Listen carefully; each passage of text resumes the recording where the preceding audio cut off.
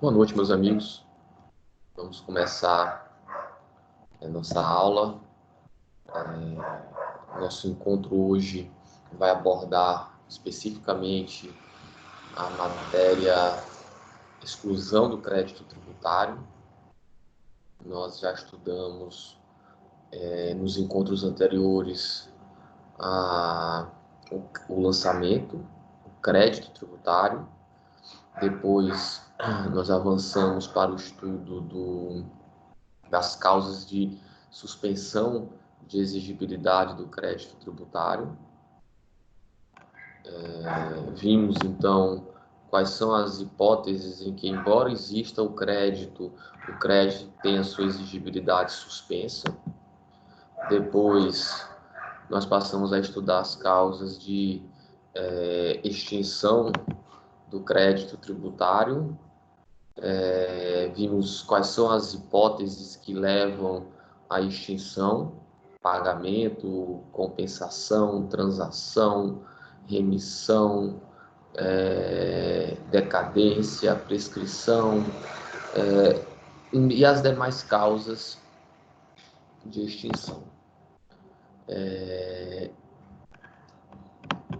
E agora, então, nós vamos começar a tratar sobre as causas de exclusão do crédito tributário, tá? São duas as causas de exclusão: anistia e isenção. Então vejam que até agora nós tratamos sobre extinção. Normalmente a extinção leva às hipóteses de... Normalmente a extinção ela vai ter como fato a realização de um lançamento, tá? E na exclusão, pela teoria adotada pelo código, já vai haver uma diferença fundamental no que pode e no que não pode levar à exclusão. Ok? Eu vou, então, o material da aula de hoje, que são esses slides que eu vou apresentar para vocês, eles já estão disponibilizados no AVA, tá bom? Então, é importante vocês darem acessarem o AVA no quarto encontro e, se puderem, conseguirem estudar o tema, tá? Eu vou agora compartilhar com vocês esses slides. E, com base neles, então, nós vamos seguir a nossa aula tratando sobre exclusão do crédito tributário. Ok, meus amigos? Vamos lá, então. Primeiro, eu trouxe aqui para vocês um conceito de exclusão do crédito tributário. Tá? Eu trouxe um conceito do Ricardo Alexandre. E, com base nesse conceito, nós vamos, então, avançar. Acho que a compreensão do tema parte muito pelo entendimento acerca desse conceito. Então, o que o Ricardo Alexandre pontua sobre as causas de exclusão do crédito? São situações que, não obstante a ocorrência do fato gerador e o consequente nascimento da obrigação tributária, não pode haver lançamento de forma que não surgirá o crédito tributário, não existindo, portanto, obrigação de pagamento. Tá bom? Esse conceito, como eu disse para vocês, ele é bem interessante, porque ele ressalta os aspectos principais acerca da exclusão do crédito tributário. Vamos lá. Primeira coisa que vocês devem observar e destacar é que vejam que ocorre o fato gerador. Se ocorre o fato gerador, nós já estudamos que existe a obrigação tributária. Então, é uma situação estranha, não é? Ocorre o fato gerador, surge a obrigação tributária, mas mesmo assim o contribuinte não está obrigado a pagar esse tributo, não está obrigado a pagar o crédito tributário. Qual seria a justificativa para isso?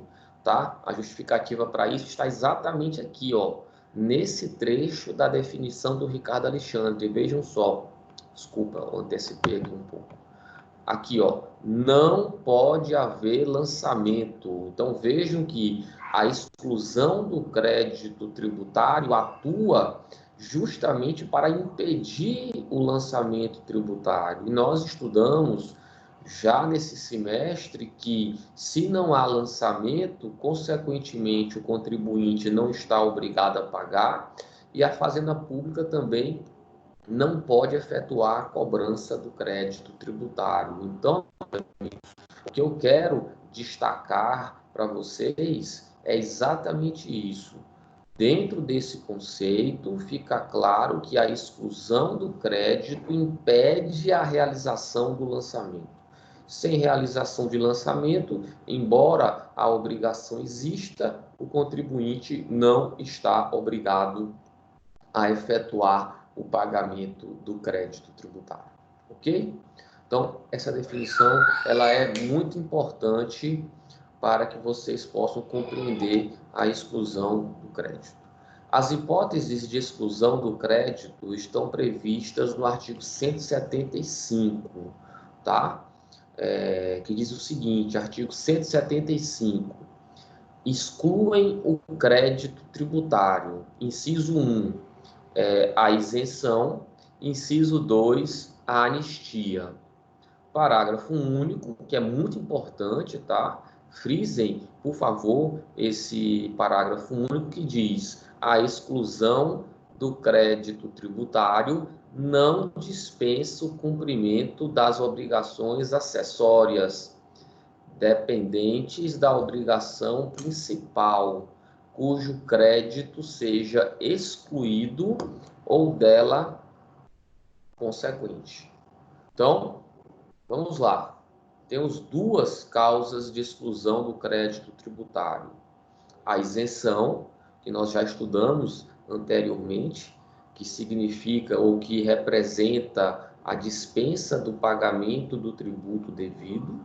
E temos também a anistia, que seria a dispensa quanto à penalidade, tão somente. Então, atenção, nós temos isenção, que abarca tributos, anistia, que abarca penalidades. E no conjunto eu posso dizer que nós estamos tratando da exclusão do crédito tributário, cada um ao seu modo. Isenção quanto a tributos, anistia quanto a penalidades. Tá? Uma dica que muitos alunos costumam usar para tentar lembrar as causas de exclusão do crédito seria usar as letras iniciais dos nomes isenção e anistia e lembrar que inteligência artificial são as causas de exclusão do crédito tributário. Inteligência artificial, inteligência de isenção, artificial de anistia. Ok? Agora, dentro do que nós já estudamos anteriormente, é preciso que vocês lembrem que, embora o contribuinte ele esteja dispensado de efetuar o pagamento do crédito tributário, ou seja, dispensado de pagar tributos, dispensado de pagar penalidades, mas é importante que vocês se lembrem que ele não fica dispensado do cumprimento das obrigações acessórias. Portanto, ainda que o contribuinte realize uma determinada operação em que ele seja isento quanto ao cumprimento da obrigação principal, não esqueçam que isso não representa uma dispensa também quanto às obrigações acessórias. Então, ele pode ser obrigado, a, por exemplo, emitir uma nota fiscal. Ele pode ser obrigado a apresentar uma declaração, ok? Tudo isso pode ser. Ou seja, ou seja, exclusão do crédito tributário, se refere apenas às chamadas obrigações principais. Não trata de obrigação acessória. Ok, meus amigos? Então, resumindo um pouco o que eu falei para vocês nesses minutos iniciais da nossa aula. O destaque é exclusão, dispensa do crédito tributário, de que forma? Impedindo que seja realizado o lançamento. Vamos agora especificamente tratar sobre as causas de exclusão, a começar pela isenção, ok? E eu lembro a vocês que nós já tratamos sobre isenção quando nós fizemos a diferença entre imunidade e isenção, não é? Tanto a imunidade quanto a isenção, o efeito concreto é o não pagamento do tributo, certo? Mas lá nós vimos, não sei se vocês se recordam, mas lá nós estudamos a isenção como uma dispensa legal do pagamento do tributo devido. Agora nós vamos entender um pouco como é que essa dispensa ela deve ser feita, tá bom? E aí eu trouxe para vocês aqui dois conceitos. Vamos usar o conceito do professor Rubens Gomes de Souza, porque ele se baseia na teoria que é a teoria admitida pelo Código Tributário Nacional, que seria a teoria da dispensa legal. Então, esse conceito, ele define a isenção como um favor fiscal concedido por lei, que consiste em dispensar o pagamento de um tributo devido. Vou repetir, favor fiscal concedido por lei, que consiste em dispensar o pagamento de um tributo devido. Aqui também vamos buscar entender esse conceito. É um favor fiscal. Favor fiscal por quê, meus amigos? Favor fiscal porque não esqueçam que a obrigação tributária ela existe. Houve o fato gerador. Existe a obrigação tributária. Teoricamente, o contribuinte ele é devedor do tributo. Só que aí vem o legislador e cria uma isenção. Na medida em que o contribuinte está sendo dispensado de pagar o tributo, a doutrina mais tradicional, inclusive aquela que é aceita pelo Supremo Tribunal Federal, entende que a isenção é um favor. Só que esse favor ele tem que ser concedido por lei, tá? A isenção tem que ser concedida por lei, até porque é uma matéria reservada à lei. Se vocês quiserem confirmar isso, é só vocês lerem o artigo 97 do Código Tributário Nacional. Está bem claro lá no Código Tributário Nacional a regra que diz que as causas de exclusão do crédito tributário devem ser estabelecidas por lei. E a lei, então, dispensa o pagamento do tributo devido, tá?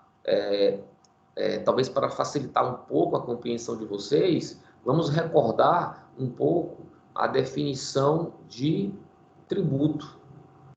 É sempre bom rememorar a definição de tributo estabelecida lá pelo artigo 3º do CTN. O que é tributo? Toda prestação pecuniária compulsória em moeda ou cujo valor nela se possa exprimir, que não constitua sanção por ato ilícito, instituída por lei e, agora é a parte que nos interessa, e cobrada mediante atividade administrativa plenamente vinculada. Então, vejam, se há obrigação tributária, vejam que pela própria definição de tributo, é um dever da administração tributária efetuar a cobrança, é um ato vinculado à lei. Nesse caso, só não vai haver a cobrança exatamente por conta da dispensa estabelecida pela norma isencional. E essa norma isencional, é claro, tem que ser uma lei. lei em sentido material e lei em sentido formal. Ok, meus amigos? Vejam que existe a norma tributária impositiva. E aqui é bom até lembrar um pouco a diferença entre imunidade e isenção. Imunidade é uma exoneração. O contribuinte ele não precisa pagar o tributo, porque a Constituição vai estabelecer uma exoneração de uma pessoa, de um bem ou de uma situação jurídica, de tal maneira que a imunidade está retirando competência tributária. Não existe poder de tributar para tributar aquelas pessoas, para tributar aqueles bens, para tributar aquelas situações jurídicas. Já na isenção é diferente. A isenção é matéria infraconstitucional. A isenção, ela pressupõe a competência tributária, tem que haver competência tributária. E, da mesma forma que o ente tem o poder para criar o tributo, também tem o poder para dispensar o seu pagamento, que vai ocorrer justamente através da isenção. E é por isso que eu coloquei nesse slide que a ideia de isenção pressupõe o quê? A existência de uma norma tributária impositiva. Ou seja, mais uma vez, existe o fato gerador, e mais, o fato gerador ele vai ser consumado. O fato gerador ele vai ser consumado. Existe a obrigação, só que essa obrigação não precisará ser satisfeita em razão da obrigação, em razão da norma isencional. Ok? Alguma dúvida até aqui? Alguém quer perguntar? Temos aqui a Amanda, a Cibele e o Flávio. Vocês querem fazer alguma pergunta sobre o que é isenção? Ou eu posso continuar? Todo mundo entendeu? Pode continuar, professor. Está bem explicado. Ok, obrigado. Vamos lá, então. Continuando aqui, desculpa.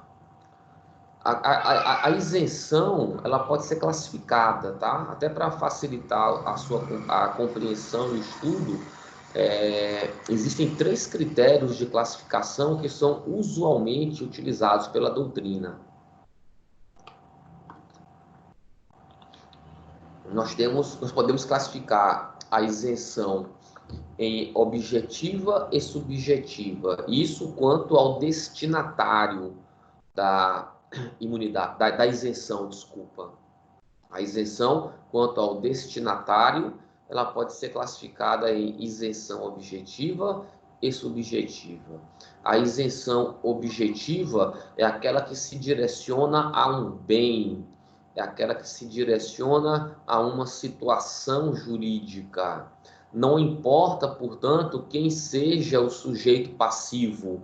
O que importa objetivamente é a situação descrita pelo legislador ou o bem que está contemplado pela norma isencional.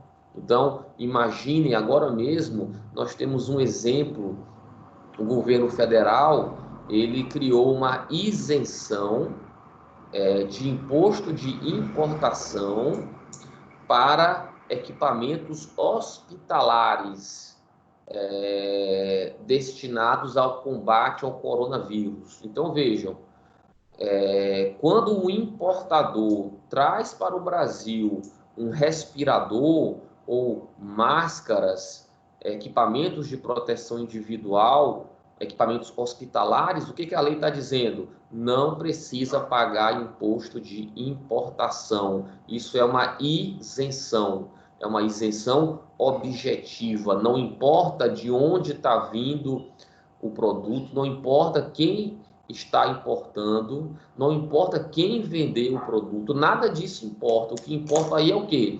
É a mercadoria chegar, é ela ser classificada dentro desses objetos. Equipamentos de proteção individual, respiradores e outros que são utilizados no combate ao coronavírus. Mas também nós temos as chamadas isenções subjetivas, aí já é diferente. Como o próprio nome já mostra a vocês, essa isenção, ela se direciona para pessoas que, por uma circunstância, elas possuem um tratamento tributário diferenciado, tá? Então, pode ser, por exemplo, que a norma crie uma isenção para médicos que desenvolvam um determinado trabalho, sei lá, combate ao coronavírus. Isso já seria uma imunidade, uma isenção subjetiva. Então, o que eu quero mostrar a vocês é, toda vez que a norma isencional conceder o benefício fiscal a partir de características do sujeito passivo, nós estaremos diante de uma isenção subjetiva. Aqui no município de Teresina, por exemplo, nós temos uma isenção destinada a servidores públicos municipais, que tenham até uma determinada renda e que tenham imóveis também até um determinado valor. Essa é uma isenção subjetiva, porque o traço característico dessa isenção é o servidor público municipal ser o proprietário do bem. Certo? Continuando, nós podemos também classificar a isenção em geral e específica, que é quanto à abrangência da isenção, tá? Quando a isenção for geral, ela se direciona a todos. Claro que ela se direciona a todos dentro da sua amplitude, tá? Então, por exemplo, se o governo federal cria uma isenção, mas limita a abrangência dessa isenção a uma determinada parcela do território da entidade tributante, a isenção geral irá beneficiar a todos que se encontrem dentro daquela parcela do território da entidade tributante. Já a isenção específica, não. Ela se direciona para determinados contribuintes. Ela vai ser concedida individualmente. A isenção específica, ela vai abarcar determinados sujeitos passivos. E, por isso, é preciso um ato administrativo que declare o direito subjetivo daquele contribuinte. Isso talvez vá ficar mais claro para vocês um pouco mais adiante, tá? Mas, de qualquer maneira, a isenção específica, ela tem essa característica, ela vai se direcionar individualmente para determinados contribuintes. Ok, meus amigos? E, por último, nós ainda podemos classificar as isenções em condicionadas e não condicionadas. Eu posso usar aqui o critério da onerosidade. Vou repetir, onerosidade. Esse é o critério para diferenciar isenções condicionadas das isenções não condicionadas. Então, toda vez que a isenção ela for onerosa, porque ela se baseia em requisitos que devem ser preenchidos pelo sujeito passivo, nós estaremos aí diante de isenções condicionadas, tá? Agora, toda vez que o legislador criar o benefício fiscal, mas não exigir nada do sujeito passivo, o sujeito passivo não tem que apresentar nenhuma contrapartida, aí nós já estaremos diante das chamadas isenções não condicionadas, tá?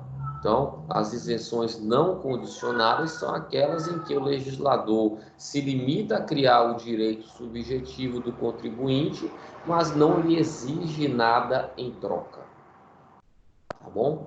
Isso vai ser também muito importante mais adiante, na medida em que nós vamos evoluindo no tema. Tá bom, meus amigos? Se vocês tiverem alguma dúvida, por favor, é só abrir o microfone, tá? E perguntar.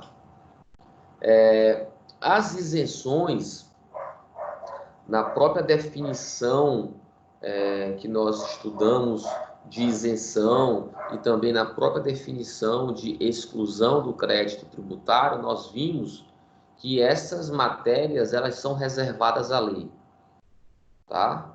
Então tem que ter lei para tratar desses temas. Mais uma vez, se vocês tiverem alguma dúvida sobre isso, é só vocês procurarem ler o artigo 105, é só vocês procurarem ler o artigo 97 do Código Tributário Nacional. Lá vai estar muito claro que as causas de exclusão estão sujeitas à legalidade. Mas esse é o ponto onde eu quero chegar. A Constituição Federal, ela não, como é que eu posso dizer para vocês? A Constituição Federal, quando trata da isenção e fala sobre a legalidade tributária, a Constituição Federal não se contenta apenas com a legalidade simples. O que eu quero dizer? Não basta ter uma lei criando a isenção. A Constituição quer mais. A Constituição quer que seja uma lei específica. E isso fica muito claro, meus amigos, pela análise do artigo 150, parágrafo 6º da Constituição, que diz o seguinte: atenção, qualquer subsídio ou isenção, redução de base de cálculo, concessão de crédito presumido, anistia ou remissão relativos a impostos, taxas ou contribuições, só poderá ser concedido mediante lei específica, federal, estadual ou municipal, que regule exclusivamente as matérias acima enumeradas ou o correspondente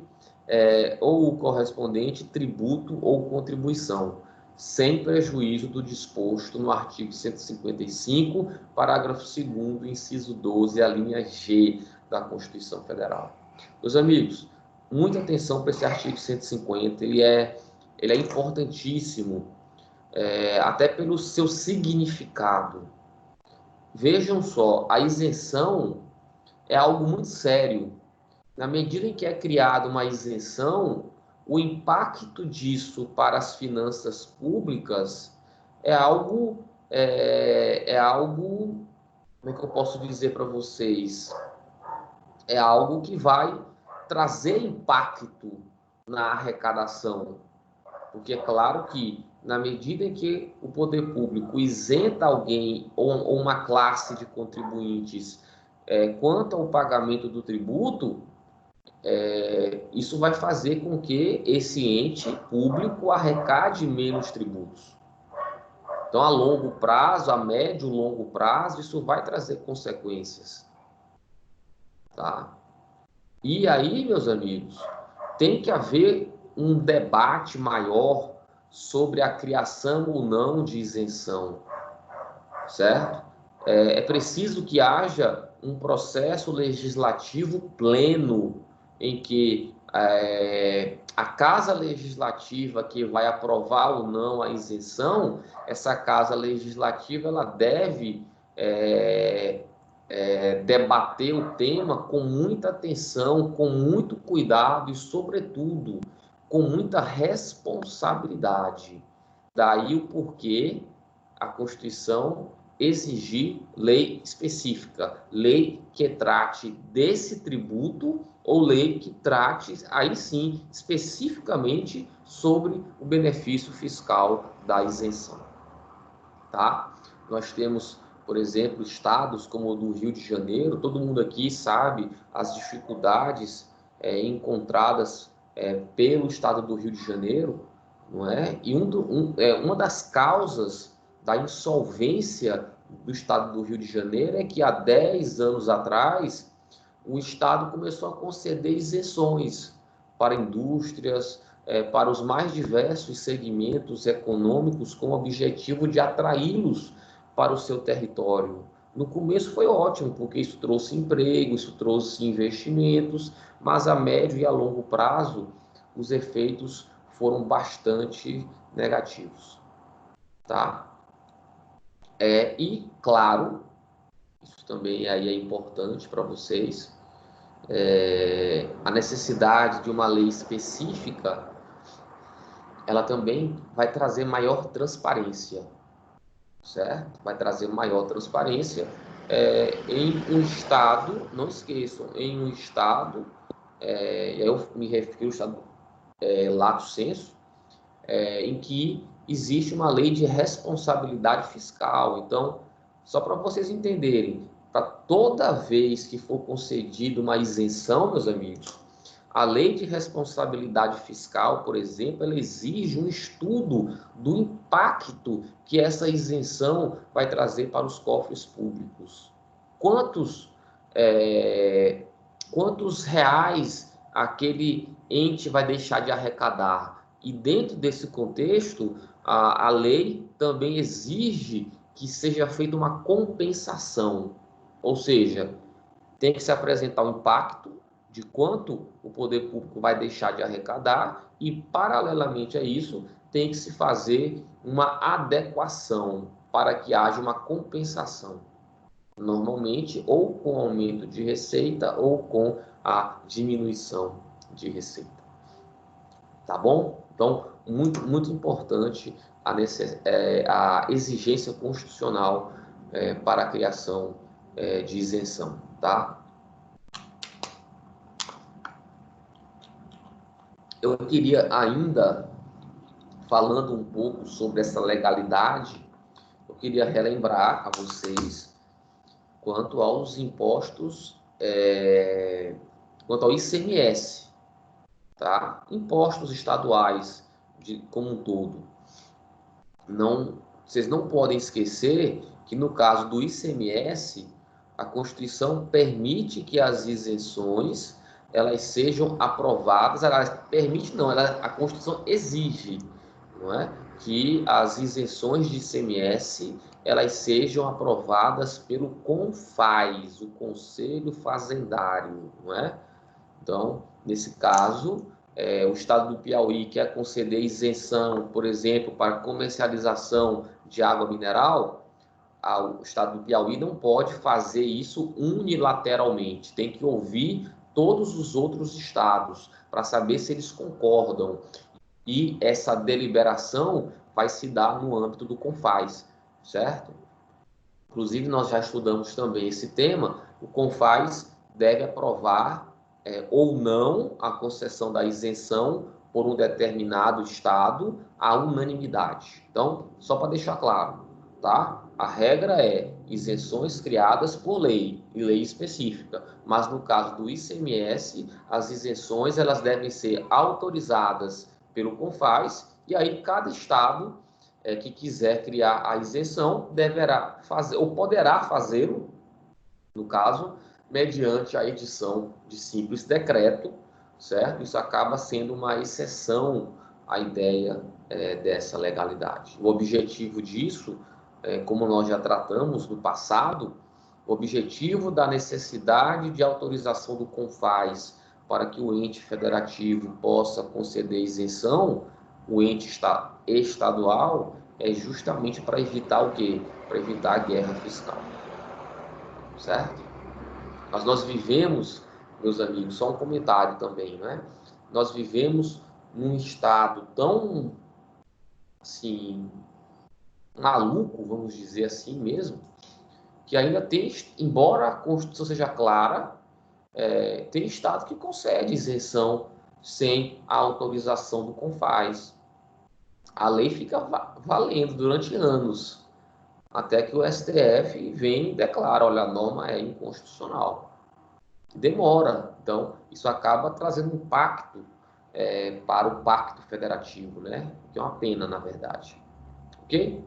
E ainda para finalizar essa parte da legalidade,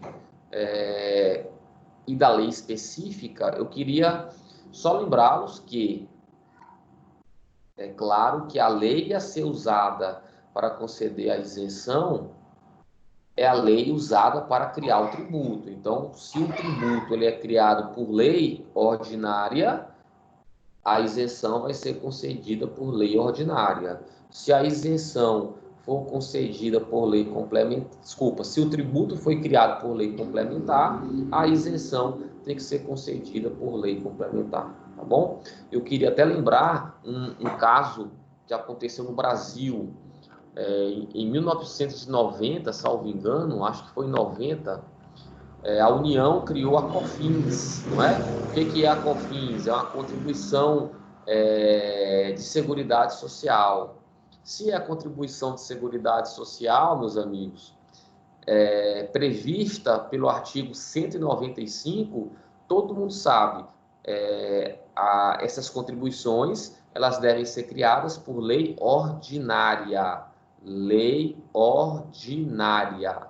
Só que não sei por que cargas d'água, naquele momento, a COFINS ela foi criada por uma lei complementar, a lei complementar número 70, tá?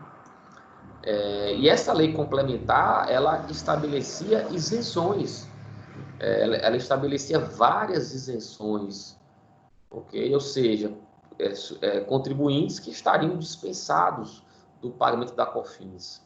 Só que 4 ou 5 anos depois, foi editada uma lei ordinária, alterando a lei complementar e retirando essas isenções. Isso trouxe, meus amigos, uma enorme judicialização. Vários contribuintes ajuizaram a demanda. Essa foi uma das matérias que eu mais advoguei em direito tributário, logo no começo. E era uma questão que todo mundo dava como ganha. Nós ganhamos em primeira instância, ganhamos em segunda instância, ganhamos no Superior Tribunal de Justiça. O STJ chegou até a editar uma súmula dizendo que lei ordinária não poderia reformar uma lei complementar, mas aí a matéria chegou ao Supremo Tribunal Federal e o Supremo Tribunal Federal mudou completamente o entendimento e decidiu que, até nós também já tratamos disso, o STF decidiu que a lei complementar que tratava da COFINS, ela era materialmente uma lei ordinária. A lei complementar era formalmente lei complementar, mas materialmente lei ordinária. Consequentemente, essa lei ordinária poderia revogar a lei complementar, alterá-la, inclusive para extinguir algumas das isenções estabelecidas em lei. Ok? Esse é um tema bem interessante, exatamente porque, inclusive, mudou muito a análise e o estudo do que é lei complementar e do que é lei ordinária. No passado, meus amigos, inclusive a própria pirâmide de Kelsen, se vocês forem analisar em livros já um pouco mais antigos, vocês vão ver que ela parte do pressuposto de que a lei complementar ela é hierarquicamente superior à lei ordinária, e esse entendimento ruiu exatamente pelo enfrentamento dessa questão tributária, tá bom? Vamos lá.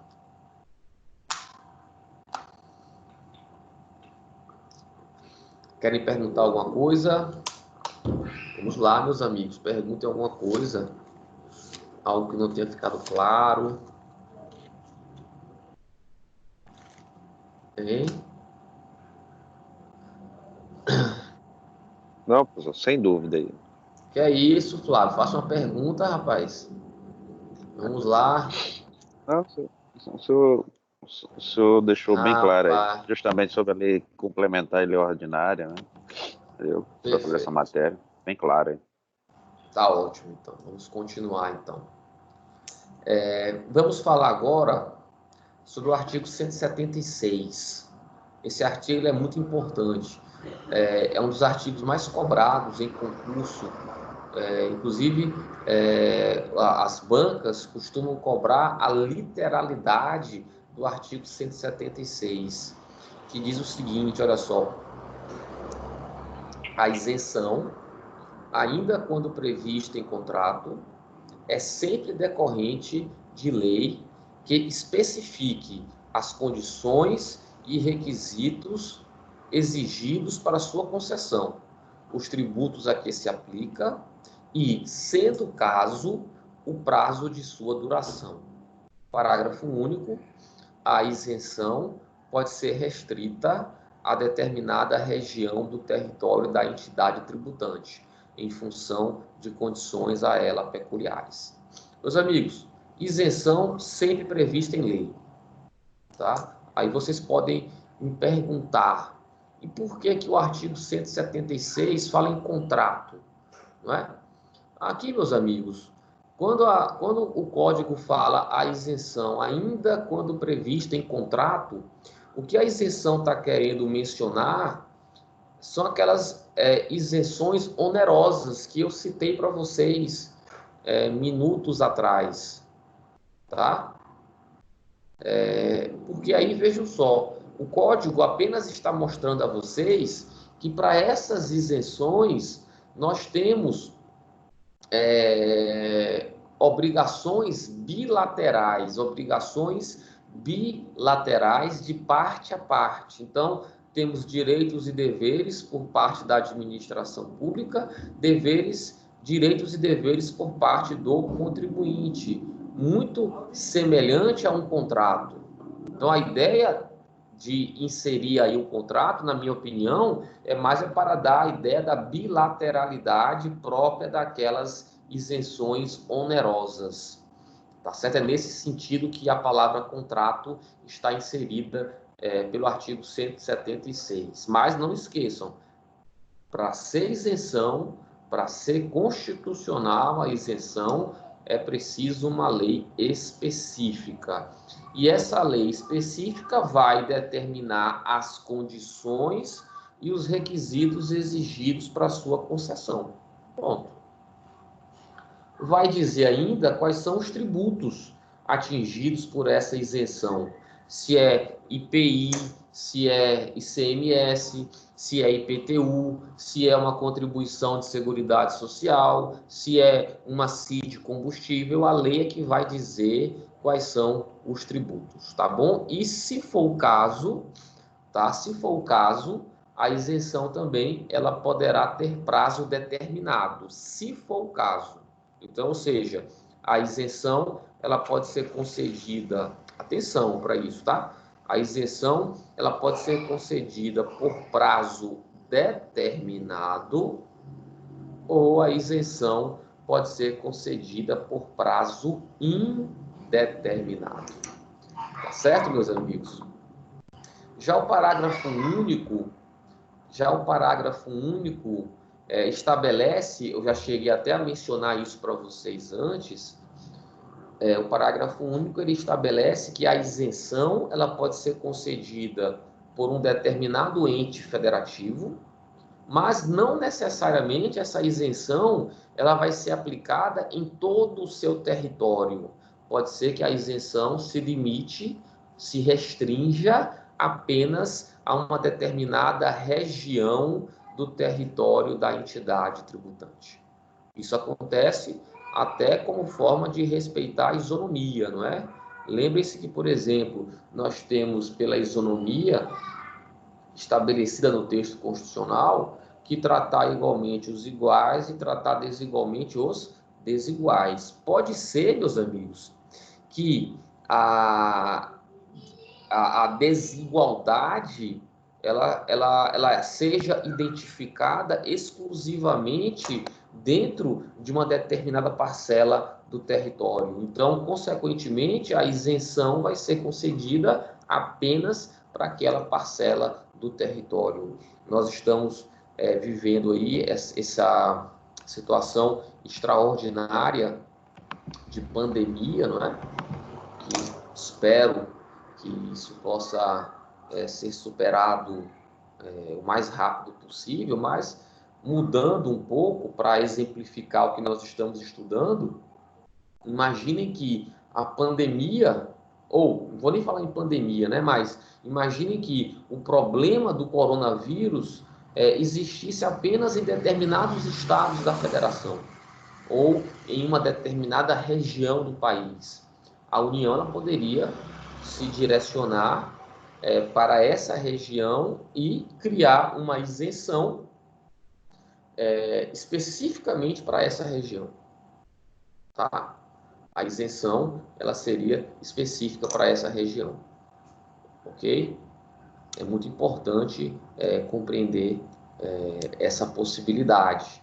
E é claro, só um comentário, é claro que para que o ente político possa criar uma isenção restrita a uma parcela do território da entidade tributante, é preciso que isso seja justificado do porquê aquela região está recebendo um tratamento tributário diferenciado. Tem que haver essa justificativa sob pena, não tenho dúvida nenhuma quanto a isso, sob pena dessa isenção ser declarada inconstitucional por violação à isonomia tributária. Tá? Professor, então, professor, pode falar. A Zona Franca de Manaus seria um exemplo? Sim, sim. É um exemplo sim, exatamente porque a União ela cria e cobra o IPI em todas as regiões do país, exceto para as indústrias que estão localizadas lá na Zona Franca de Manaus. Então, ali qual foi a justificativa desse tratamento diferenciado? Promover o desenvolvimento da região norte, ocupar a Amazônia. Então, com base nessa justificativa, foram criados benefícios fiscais para as empresas que estão situadas na Zona Franca de Manaus. É um exemplo, sim. Ok? Ok. Vamos passar agora para o artigo 177, que diz o seguinte, artigo 177, salvo disposição de lei contrário, a isenção não é extensiva às taxas e às contribuições de melhoria. 2. Aos tributos instituídos posteriormente à sua concessão. Tá? Então, vou ler de novo, até porque o Mário acabou de chegar, temos que reler aqui o artigo. Salvo disposição de lei em contrário, a isenção não é extensiva. 1. Às taxas e às contribuições de melhoria. 2. Aos tributos instituídos posteriormente à sua concessão. Meus amigos, um comentário para vocês aqui. Um comentário rápido. Esse artigo 177, ele nada mais é do que uma decorrência do artigo 111 do Código Tributário Nacional. Não sei se vocês se recordam, mas o artigo 111 do Código diz que as isenções elas devem ser interpretadas literalmente. As isenções devem ser interpretadas literalmente. Então, ou seja, se uma determinada lei diz que a isenção ela atinge impostos ou um determinado imposto, isso não vai poder, em hipótese nenhuma, levar a uma isenção de taxa, por exemplo. Vou voltar a essa situação de pandemia. Imaginem que por conta da situação, né, desse isolamento social decretado pelo prefeito e pelo governador, o prefeito também conceda isenção de IPTU, considerando que os contribuintes tiveram afetada a capacidade contributiva, certo? Então, aí os contribuintes vão ficar felizes, mas é claro que eles vão também querer que essa isenção, essa eventual isenção, também atingisse o quê? As taxas de coleta de lixo domiciliar, considerando que, ora, se o prefeito está dizendo que nós não temos capacidade contributiva, essa capacidade contributiva seria para pagar tributos como um todo. E aí eu poderia justificar também que não teria condição de pagar a taxa de coleta de lixo. Mas essa minha tese ela não poderia ser aceita. Não poderia exatamente porque eu tenho que fazer uma interpretação literal. Se a lei diz que a isenção se refere apenas ao IPTU, eu não posso estender isso a outras espécies de tributos. Nem a outros impostos também, tá? Eu vou ter que seguir a literalidade do que está previsto em lei, tá bom? Sobre essa literalidade do artigo 111, eu até vou dar um outro exemplo para vocês, que é muito cobrado em concurso e é um tema também que costuma ser bastante discutido pela jurisprudência no Brasil. Por exemplo, vocês sabem que a lei federal ela concede isenção de imposto de renda para portadores de determinadas doenças, não é? A lei prevê isenção do imposto de renda para pessoas que são portadoras de doenças como HIV, cardiopatias graves, CA, tá? Também doenças degenerativas, porque o legislador, corretamente, ele entendeu que essas pessoas elas têm a sua capacidade contributiva afetada, porque a parte considerável da renda delas é para pagar remédios, é para pagar tratamentos. Então, diante disso, o legislador do imposto de renda elenca doenças, certo?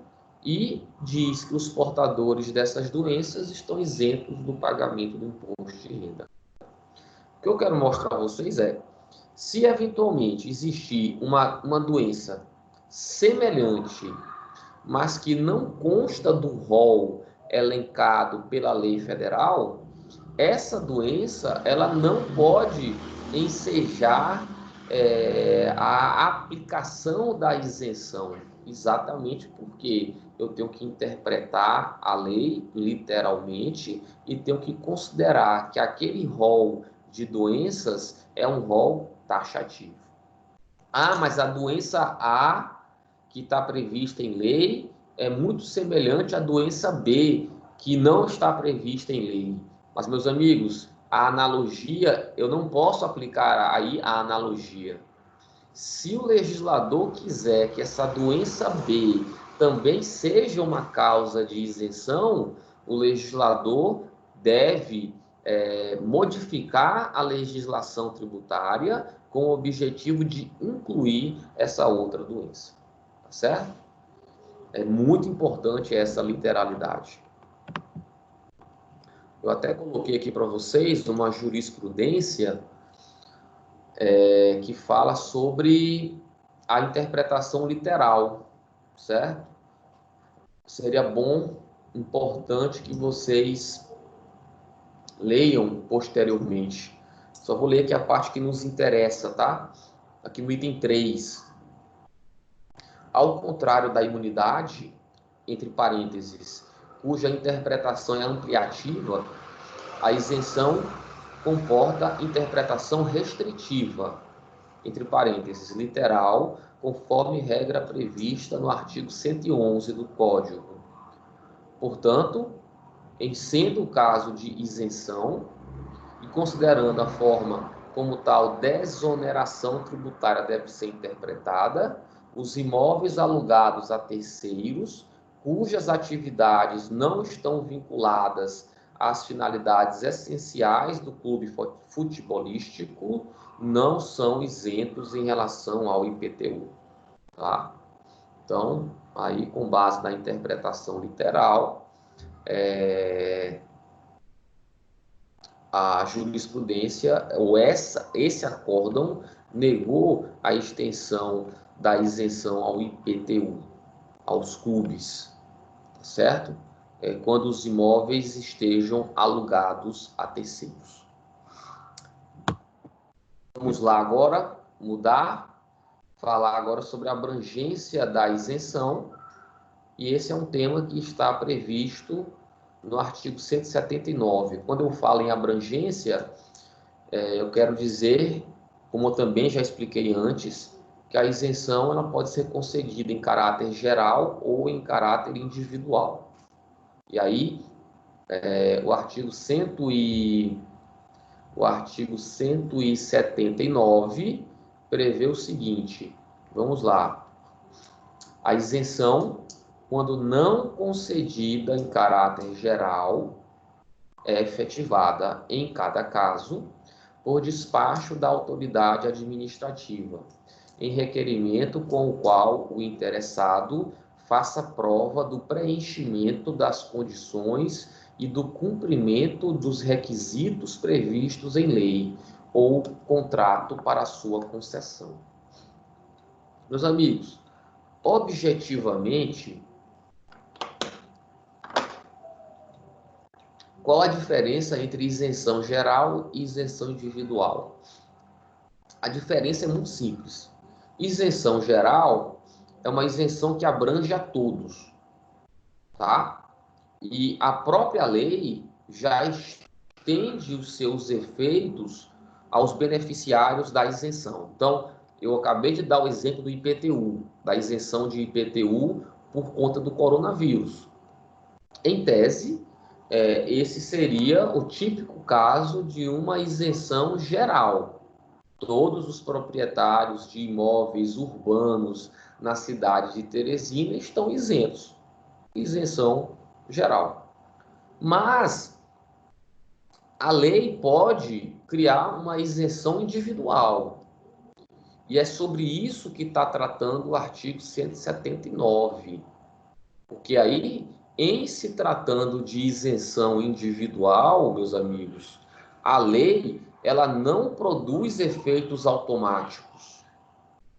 Nesse caso, para alguém gozar de uma isenção individual, esse sujeito passivo tem que provar que atende às condições descritas em lei, certo?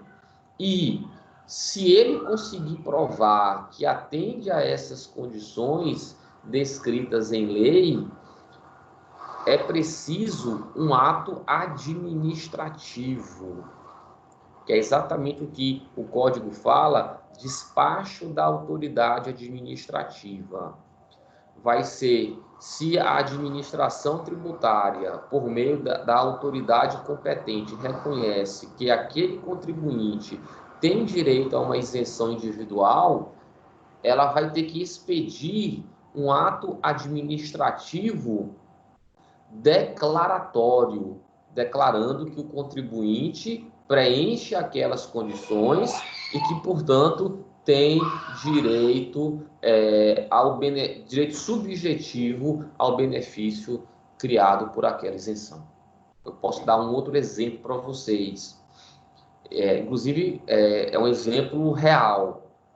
Aqui no município de Teresina, ano passado, a lei municipal foi alterada e foi criada uma isenção de IPTU para imóveis localizados no centro da cidade, destinados à residência.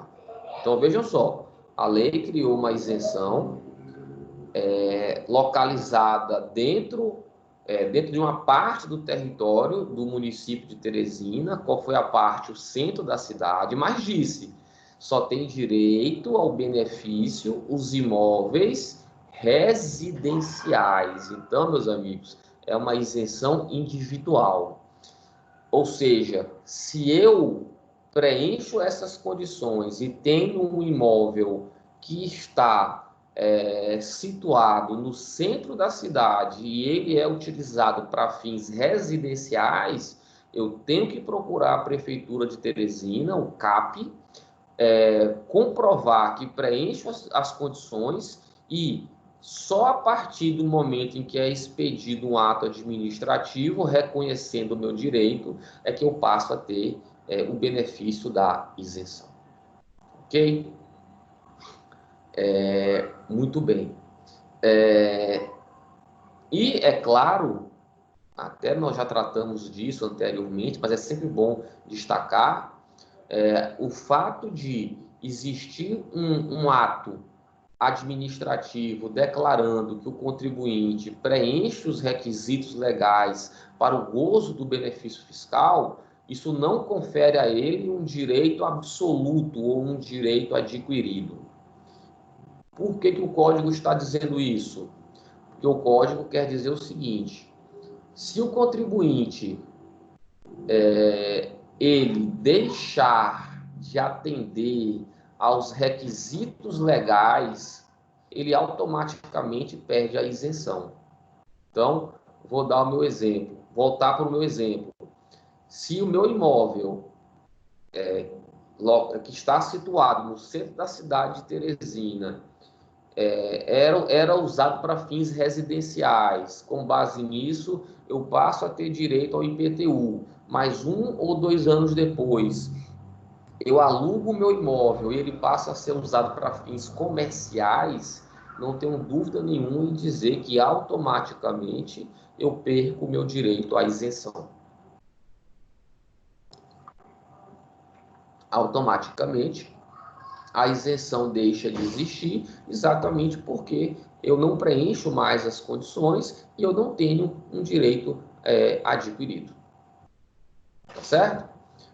Aí é importante vocês darem uma lida no artigo 155 para relembrar, porque se o contribuinte está de boa fé, ele vai ser cobrado o tributo a partir dali, mas se o contribuinte estava de má fé, ou seja, ele nunca preencheu as condições, ele enganou a administração pública porque o imóvel dele nunca foi residencial, sempre foi comercial. Nesse caso, quando a administração tributária descobrir o ato fraudulento, vai ser cobrado o tributo, mas o tributo vai ser cobrado retroativamente, inclusive com multa e juros. Tá certo? Muito bem.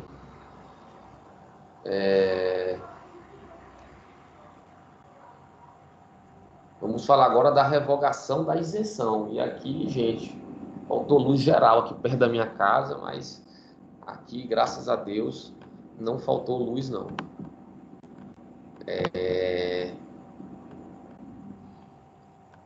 Vamos lá. Vamos falar sobre revogação da isenção. Um dos temas também que costuma ser judicializado com frequência é exatamente a discussão quanto à possibilidade ou não da isenção vir a ser revogada ou modificada eventualmente. E aí, meus amigos, a solução para essa questão está no artigo 178, que diz o seguinte, olha só, artigo 178 do Código Tributário Nacional. A isenção, salvo se concedida por prazo certo e em função de determinadas condições, pode ser revogada ou modificada por lei a qualquer tempo, observado o disposto no inciso 3 do artigo 104. Meus amigos, olha só, a isenção pode ser revogada? Pode.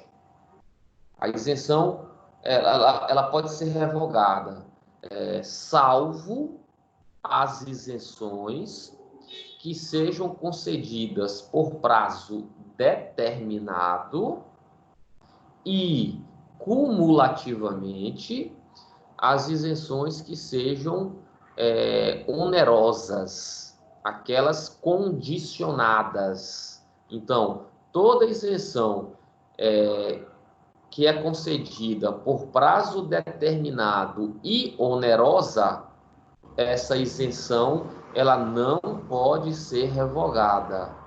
Essa isenção não pode ser revogada e o contribuinte tem o direito de gozar desse benefício até que o prazo determinado venha a expirar.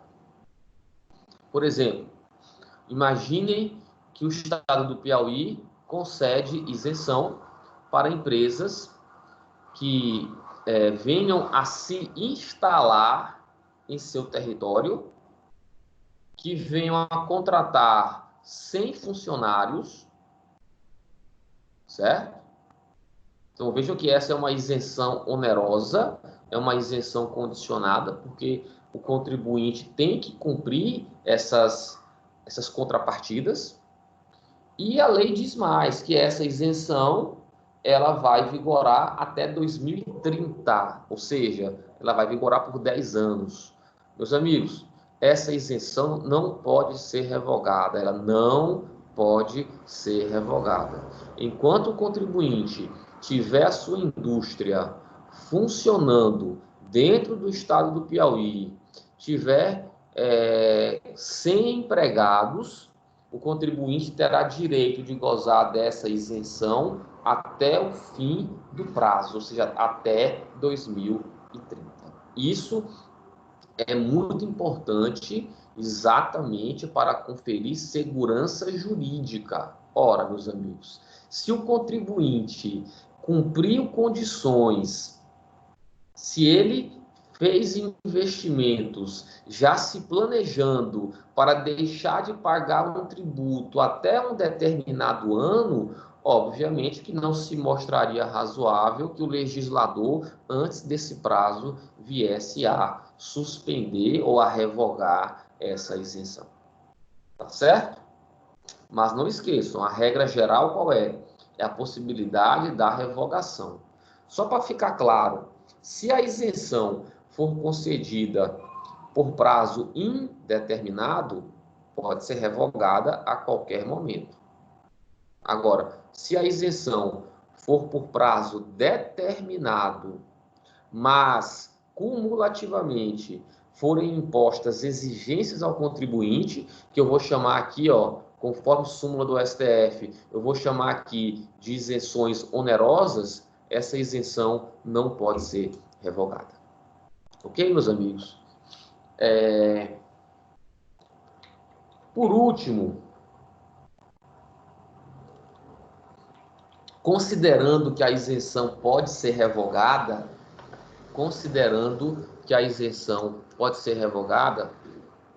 e o efeito prático, não esqueçam, o efeito prático da revogação de uma isenção qual é? O efeito prático é que o contribuinte, ele volta a ter que pagar o tributo, correto? Se o contribuinte tinha uma isenção, a isenção é revogada, qual é o efeito prático disso? O efeito prático disso é que o contribuinte terá que pagar o tributo. Então, pergunto a vocês, eu posso entender isso como um aumento de carga tributária, sim ou não? O que vocês acham? A revogação de uma isenção pode ser entendida como um aumento de carga tributária? A resposta é sim, pode. É claro que se o contribuinte ele estava dispensado do pagamento de um tributo e posteriormente ele volta a ter que pagar esse tributo, houve um aumento de sua carga tributária e, consequentemente, nós temos que discutir, nós temos que enfrentar essa questão. A lei que revoga a isenção, ela tem que respeitar a anterioridade tributária? que vocês acham? A lei que revoga uma isenção tributária, ela tem que respeitar a anterioridade tributária? Tem sim, professor. O que você acha, Mário? Muito bem. Já ia lhe perguntar, rapaz, foi transmissão de pensamento. O que você acha? Você concorda? Professor, eu comigo? concordo, até porque é um princípio básico, né? Tem que respeitar a anterioridade. Perfeitamente. Até porque a anterioridade, não é, Mário? Ela se baseia na não surpresa, não é?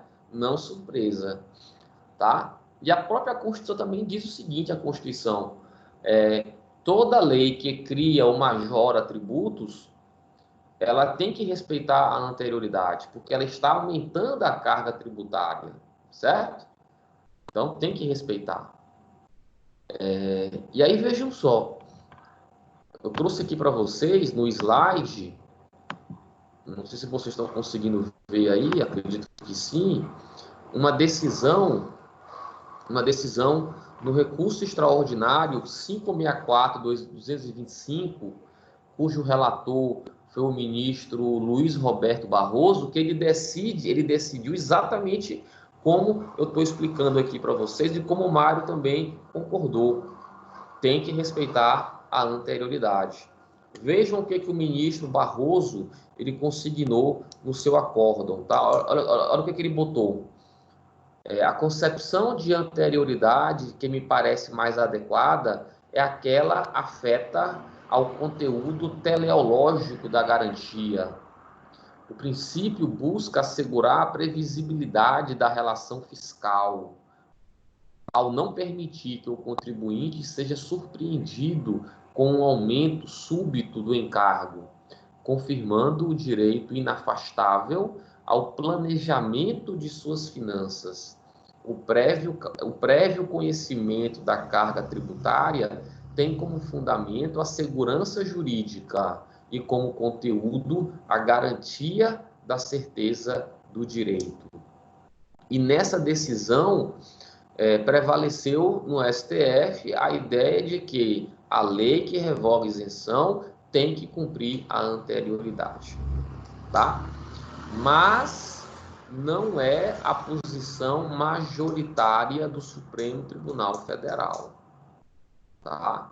Como também eu coloquei no slide, a posição ainda majoritária do STF, embora entenda que essa posição ela é absurda, mas o STF ainda entende que, se possível for a revogação, não precisa aplicar a anterioridade. Esse é o posicionamento majoritário do STF, embora as decisões mais recentes, como essa que eu pontuei aqui para vocês, essas decisões mais recentes, elas mostram que há um movimento dentro do STF para que essa jurisprudência possa ser superada e, como consequência, que possa prevalecer exatamente esse entendimento aí defendido pelo ministro Barroso. Ok, meus amigos? Para a gente poder encerrar nossa aula, esses temas aqui eu já cheguei a mencionar para vocês. Essa revogação da isenção concedida em caráter individual foi o que nós tratamos no artigo... Essa revogação foi o que nós tratamos lá no artigo 179 da Constituição, do Código Tributário, foi exatamente aquilo que eu falei, que a isenção concedida em caráter individual não gera direito adquirido, tá certo? E, por fim, só queria trazer essa última informação para vocês, que trata especificamente sobre ISS, tá? O artigo 8º-A, parágrafo 1º, da Lei Complementar 116, alterada pela Lei Complementar 157, artigo 8º-A, parágrafo 1º da Lei Complementar 116, alterado pela Lei Complementar 157, prevê, meus amigos, que não se pode conceder isenção de ISS. Então, a Lei Complementar, que nesse caso é uma norma geral, portanto, é uma norma geral que se impõe à União, aos estados, aos municípios e ao Distrito Federal. Essa norma geral em direito tributário proíbe que proíbe que municípios e o Distrito Federal possam conceder isenção de ISS. É claro que a intenção do legislador aí é exatamente combater o déficit fiscal dos municípios, mas também e, sobretudo, evitar guerra fiscal. Evitar guerra fiscal entre os municípios. Em São Paulo, por exemplo, era muito comum as cidades próximas a São Paulo, da grande São Paulo, conceder isenção de ISS. O que acontecia? As empresas que estavam sediadas em São Paulo mudavam a sua sede para essas cidades, Santo André, São Bernardo, Diadema, São Caetano, mas elas continuavam a prestar serviços onde? Em São Paulo. Então, isso criava uma guerra entre os municípios. E a médio e longo prazo, quem é que perdia com isso? Era o contribuinte ou eram os próprios municípios? Os próprios municípios, porque isso acarretava uma diminuição de arrecadação tributária. Então, baseado nessa ideia, para reprimir a guerra fiscal, mas também para trazer responsabilidade fiscal aos municípios, a Lei Complementar 116 hoje veda a concessão de isenção de ISS. Se ainda assim os municípios insistirem e criarem essas isenções, a lei é flagrantemente inconstitucional por violação ao artigo 146 não, por violação ao artigo 156 da Constituição Federal. Ok, meus amigos? Nos slides seguintes, eu botei aqui 2 exercícios que aí eu peço que vocês deem uma olhada, tentem responder, e as dúvidas vocês entram em contato comigo para a gente poder tirar mais adiante. Tá certo, professor. Alguma dúvida, meus amigos, quanto ao que seja a isenção, os seus efeitos? Diga lá, vai falar. Professor, na verdade, eu estava pensando aqui só numa coisa, é que teve uma hora que o senhor falou que a revogação da isenção, ela acarreta um aumento, né, da carga tributária. Isso, da carga tributária. Mas eu pensei assim, porque tinha o tributo, ele foi isento, e aí teve a revogação. Eu imaginei que não fosse um aumento, entendeu? Eu imaginei que estivesse voltando ao normal, entendeu? Não, tá voltando ao normal, não há dúvida nenhuma. Mas você tem que considerar que aquele contribuinte, naquele momento, ele vai ter um aumento de carga tributária, porque ele não estava considerando que a sua isenção fosse revogada. Então, o que eu quero te dizer é o seguinte: ele está sendo surpreendido? Sim. Há um aumento da carga tributária naquele momento, sim, embora eu concorde que está havendo um retorno à carga tributária anterior, certo? Mas o que nós temos que focar é naquele momento, e naquele momento há sim um aumento dessa carga tributária, porque ele vai ter que de alguma forma reajustar o seu orçamento para poder pagar aquele tributo. Tá certo? Então, nesse sentido, há um aumento da carga tributária. Tá certo? Entendi. Mais alguém, meus amigos? Não, professor, só isso. Não, professor. Muito bem, meus amigos. Olha só, acho que vocês já devem ter visto, as notas estão no AVA. Quem tiver alguma dúvida sobre a nota, pode entrar em contato comigo aí no WhatsApp, no privado, que a gente pode conversar, tá bom? Essa aula, como eu já disse, e todas as demais também, ela vai ser inserida no AVA. E aí eu queria pedir a vocês que vocês possam até acessar as aulas anteriores para poder estudar.